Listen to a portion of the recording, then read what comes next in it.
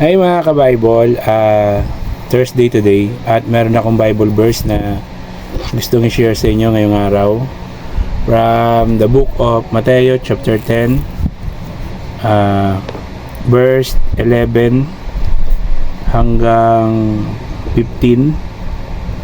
Yan, Matthew chapter 10 verse 11 hanggang 15. So ito po yung mababasa natin.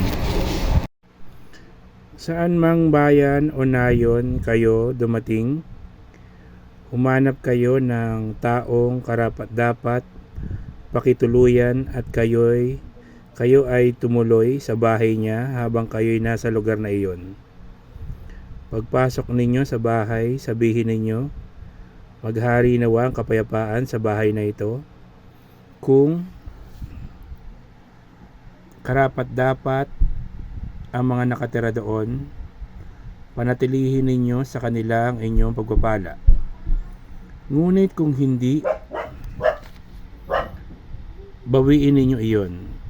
At kung ayaw kayong tanggapin o pakinggan sa isang tahanan o bayan, umalis kayo roon at ipagpag ninyo ang alikabok sa inyong mga paa. Tandaan ninyo, sa araw ng paghukom ay higit na mabigat ang parusang igagawad sa mga mamamayan ng bayang iyon kaysa sa parusang dinanas ng mga taga-Sodoma at taga-Gomora. So yun po yung mensahe sa atin ngayong araw ng Matthew chapter 10 verse 11 hanggang 15. So sana po is nagustuhan nyo ang ating Bible verse, yung ating binasa na scriptures na galing sa Bible ngayong araw. So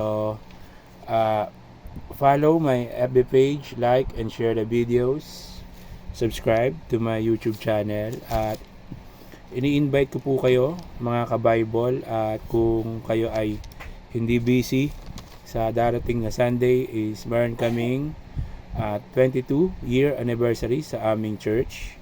Kung interested po kayo, punta po kayo, message nyo lang po ako.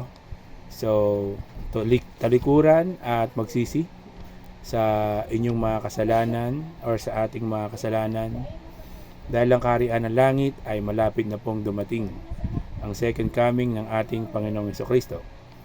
Magpabautismo sa tubig sa pangalan ng Panginoong Jesucristo para maligtas at hindi ka maimpyerno at mapunta ka sa langit. So keep safe, God bless, always remember, Jesus loves you. Bye-bye. Hi mga ka-Bible, Thursday today at meron akong Bible verse na gustong i-share sa inyo ngayong araw from the book of mga taga-Galatia chapter 1 verse 6 hanggang 7. So ito po yung mababasa natin. Ang tunay na magandang balita.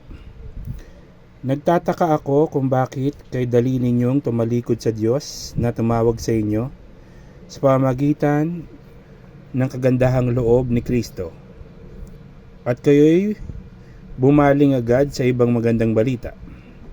Ang totoo ay wala namang ibang magandang balita. Kaya nga lamang may mga nanggugulo sa inyo at nagsisikap na baguhin ang magandang balita ni Kristo. So yun po yung mensahe sa atin ngayong araw ng mga taga-Galatia chapter 1 verse 6 hanggang 7.